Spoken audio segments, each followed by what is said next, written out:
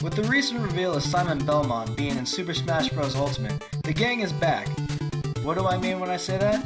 Well then sit back and relax, because I, regular Guy Zac, bring you a new episode of What the Fact. Now, Nintendo has never really been good at adapting their properties into anything other than video games, like the Super Mario Bros. Movie, the Donkey Kong Country TV show, and of course, the Roche Ambrose's favorite cartoon of all time, The Legend of Zelda cartoon series. Hey, excuse me, princess. Nintendo thought if we couldn't make one game series into an animated series, then why not try to make a Nintendo-style Avengers? Thus, Captain N, the Game Master, was born. Well, kind of. Originally, the concept of Captain N appeared in Nintendo Power, created by Randy Studdard, who presented Nintendo with a formal proposal that included the character as a company spokes-character, the origin and premise, and the Saturday morning cartoon as part of the entire marketing campaign. The original concept involved Captain N, who was originally known as Captain Nintendo, as a Nintendo employee, and the Mother Brain as a piece of programming from a Nintendo game pack that was infused in an explosion with experimental organic ROMs that went rogue. Captain N had the power to temporarily give life to the characters and items from Nintendo games.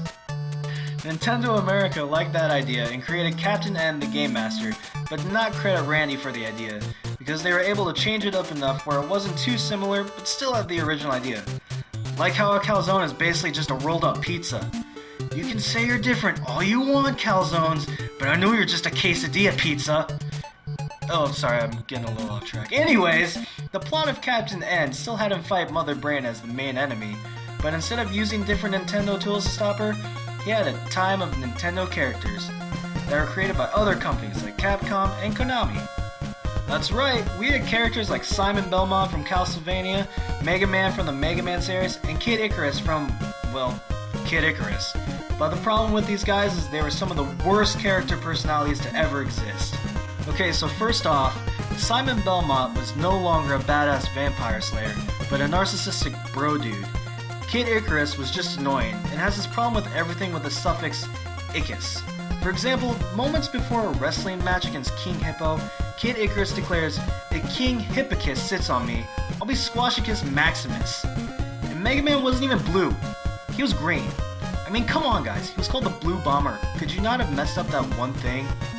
Besides not being blue, who would always start a sentence using Mega Mega, coming off like some weird gremlin Pokemon, as well as sounding like a dude who had smoked 12 cigarettes an hour? And then you had Captain N himself, or as how we would call him, Captain Marketing. He used the NES Zapper gun that shot Tetris-like pieces at people, and his belt buckle was a classic NES controller. Then in the second season, they made a character that was a human-sized Game Boy called, you guessed it, Game Boy. The plot was these guys would travel to Gameland and stop numerous villains. The last thing I wanted to bring up is how they actually handled their Nintendo characters. Mother Brain just looked awful. You know, kinda like your Aunt Patty not wearing makeup after going hard at the bar the night before. But then they had to show you Dracula from Castlevania, known only as the Count, as this pasty, skinny guy, and his son Alucard as a wannabe edgy teenager. But the one thing they got right was Link and Zelda. Like, holy crap, they looked nice, and Link wasn't some creeper constantly hitting on Zelda. Plus, I liked how Donkey Kong was a 60-foot kaiju that was a neutral party.